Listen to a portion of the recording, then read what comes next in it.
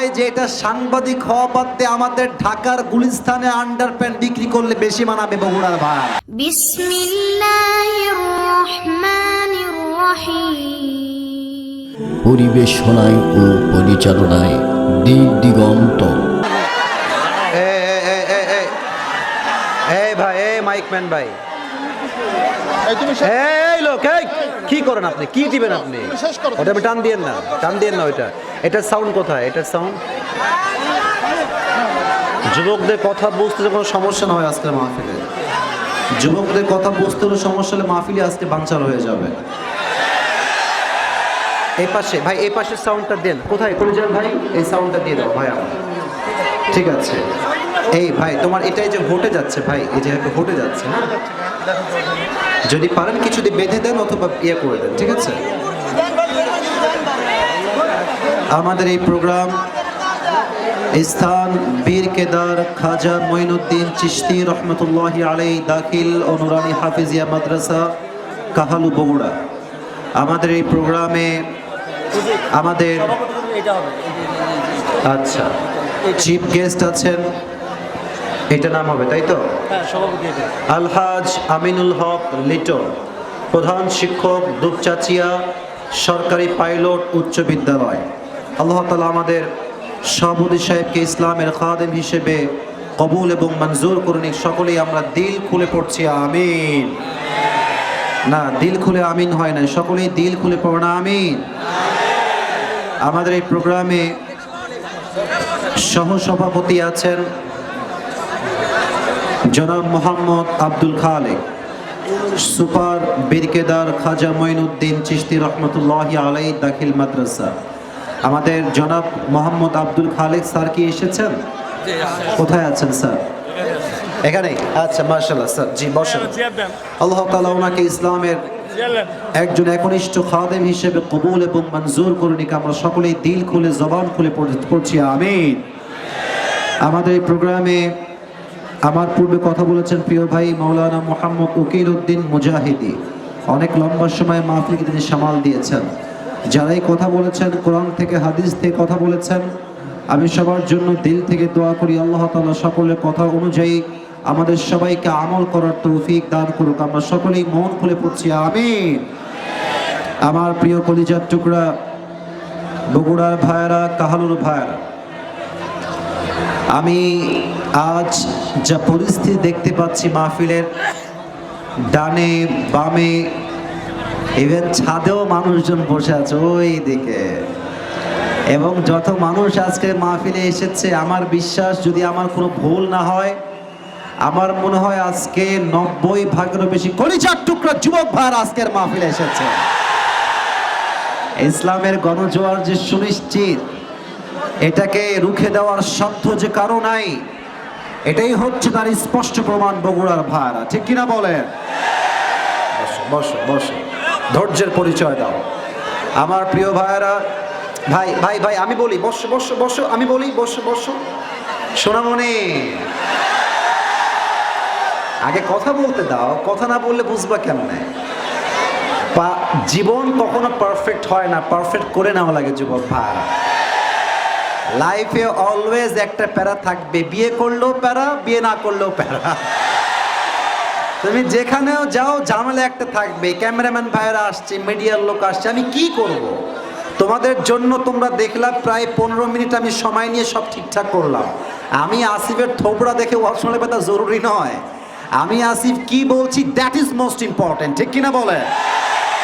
আপনাদের কাছে মাফ চাচ্ছি, আপনারা কথা বলেন না, আমি ডান বাম এভাবে হলে আপনারা আমাকে দেখবেন, সমস্যা নাই। ওরা মেনে গিয়েছে, এটাই তো বগুড়ার সন্তান, আমরা ভদ্র ঘরের সন্তান। আল্লাহ কবুল করুন, সকলেই মন খুলে পড়া আমিন। মাইকম্যান ভাইকে আরেক মিনিট আসতে হবে, জাস্ট একটু এটা হালকা উঠাবার জন্য। সব ঠিকঠাক, আপনাদের সব ঠিকঠাক আছে। এটা আর একটু না উঠালে আমার কথাটা মাইকের সোজাসুজি যাচ্ছে না। প্রথমত আমি শুক্রিয়া জানাই আমার প্রিয় ডিসি স্যারকে, ওসি স্যার তাই না, আমার স্যার মূলত আজকের এই ডেটটা নিয়েছেন। ডেটটা ঠিক আছে, এবার পারফেক্ট পারফেক্ট। স্যার আমার বাবার সঙ্গে সরাসরি যোগাযোগ করেছেন, এবং আমার যিনি ওস্তাদ, যার কাছে আমি অনেক লম্বা সময় পড়াশোনা করেছি, আব্দুল হাকিম হুজুর সাহেব, মূলত ওনার মাধ্যমে উনি যোগাযোগ করে এই ডেটটা নিয়েছেন। তো আমি যে আজকের মাহফিলে এসেছি, আপনারা সবাই খুশি না বেজার? সকলে আমরা দিল খুলে পড়ছি আলহামদুলিল্লাহ। কলিজার ভাইজান এদিকে এসে, ওদের দেখতে সমস্যা হবে, এদিকে এসে, এদিকে এসে। আরে আমি তোমাদেরকে বুঝি তো, কেন তোমরা রাগ করো আমার উপরে? একটু থামো, সবাই একটা কাশি দেন, সবাই একটা তাকবীর দেন, লিল্লাহি তাকবীর।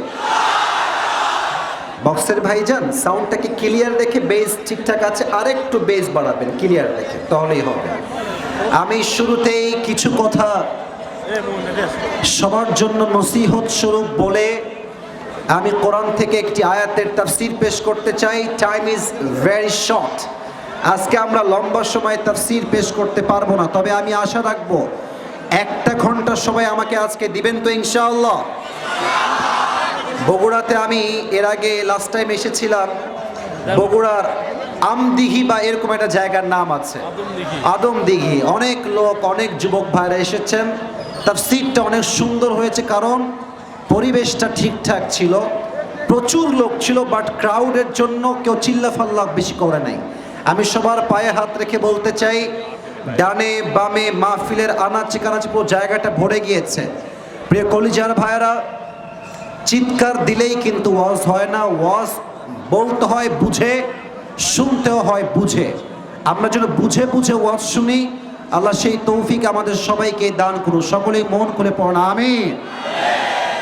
প্রিয় বগুড়ার ভাইয়েরা, আজকের এই মাহফিলে গ্যাদারিং, এত বড় একটা মাহফিল, এটা আমরা জানি 5 আগস্টের আগে এটা এতটা সহজে বাস্তবায়ন করা সম্ভব ছিল না।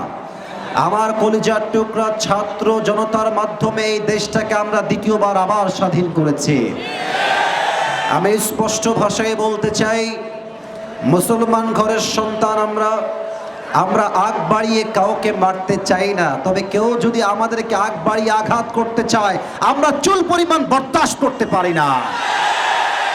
শহীদ আবু সাঈদ তার স্পষ্ট প্রমাণ। আচ্ছা আচ্ছা, বক্স, ওদিকে বক্স আছে তো, ওদিকে একটু ডিস্টেন্স মেনটেন করবেন, ওদিকে বক্স আছে, একটু ডিস্টেন্স। এই যে তোমরা বক্সের সামনে দাঁড়িও না, বক্স থেকে ডানে যাও, বক্স থেকে আমি এত সামলাইতে পারবো না, মাফ চাই। বক্স থেকে সামনে যাও, ডানে বামে যাও, বক্সের সামনে থেকো না, সাউন্ড আসবে না। শহীদ আবু সাঈদ কাউকে গুলি করতে যায় নাই, তাকে নির্বিচারে নির্মমভাবে গুলি করে শহীদ করা হয়েছে যুবক ভাইরা, ঠিক কিনা বলেন? আমি সবাইকে এখান থেকে একটা শিক্ষা বলতে চাই, আমাদের পাশের দেশ ভারত হচ্ছে আমাদের দেশের সবচেয়ে বড় শত্রু দেশ যুবক ভাইরা আমার। এখানে এমপি সাহেবরা আছেন, এখানে মান্যগণ্য ওসি ডিসি এসপি অনেকেই থাকতে পারেন। আমাদেরকে স্পষ্ট ভাষায় আমাদের কথা বলতে হবে, আমরা ভারতে সে কোনো দাঙ্গা চাই না, কোনো মারামারি চাই না, কোনো বিভেদ চাই না, কোনো রকম কোনো দাঙ্গা আমরা চাই না। তবে ভারত যদি ভাবে যে এখানে বউ আছে, স্বামীও আছে, আমরা সবাই মিলে একটা প্যাচাল লাগাই দিব, দাঙ্গা লাগাই দিয়ে আবার ক্ষমতার মসনদ দখল করব, এটা আবার আগামীতে কশ্চিনকালেও সম্ভব হবে না, ঠিক কিনা বলেন? আমি একটা কথা বলতে বড় লজ্জা পাচ্ছি, বাট আমাকে বলতে হবে, ভারতের যে সাংবাদিকগুলো আছে, এদিকে সাংবাদিক আমার কম মনে হয়, হকার বেশি মনে হয় আমার। একটা আছে দেখবেন, বাংলাদেশ আর থাকবে না, এর কথা শুনলে মনে হয় হিজড়ার কথা বলছে যুবক ভাইরা। আর একে দেখলে আমার মনে হয় যে এটা সাংবাদিক হওয়া বাদ দিয়ে আমাদের ঢাকার গুলিস্তানে আন্ডারপ্যান্ট বিক্রি করলে বেশি মানাবে বগুড়ার ভাই।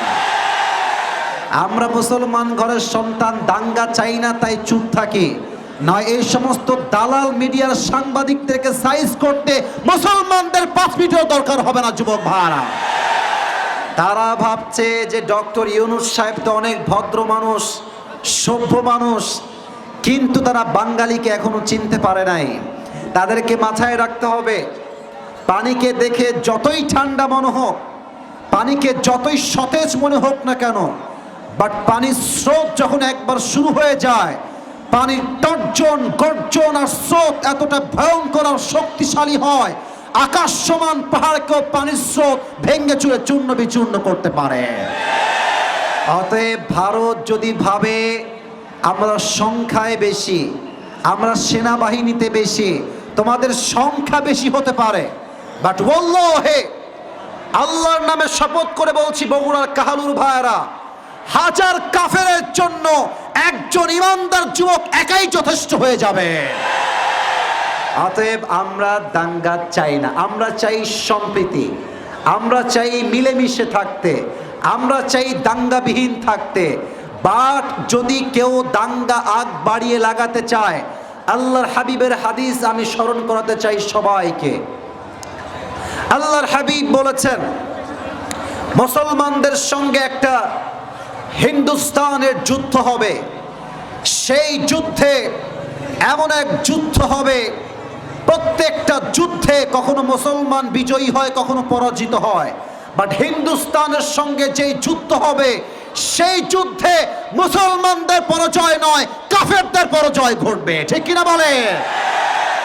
আমি স্পষ্ট ভাষায় বগুড়া মাইতির শেষ কথা বলতে চাই, আগামীতে আবার এই দেশে নির্বাচন হবে। তবে হ্যাঁ, আমি জানি এই কথা অনেকের গায়ে গিয়ে আঘাত করবে।